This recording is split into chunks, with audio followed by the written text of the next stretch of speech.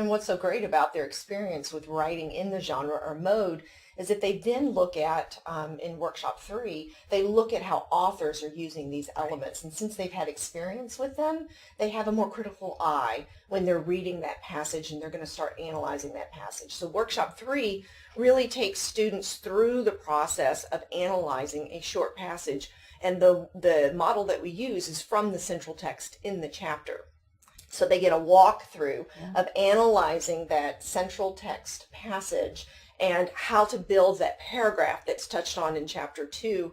And then we take them through the annotating of it, and we take them through the topic sentence aspect of it and how to find your support in your evidence. And then they put it all together. They have the option to take that to a full essay if they desire to do that. These workshops all together, they work to make sure that students really do understand the genre. They can write in it and they can analyze it. Again, building those skills and that confidence for when they're going to be doing it again in the future. And another way to look at the workshops 2 and 3 particularly is writer's craft. And that's really what those AP exams are all about. They ask, how does the writer achieve her effect? How does the writer achieve his purpose?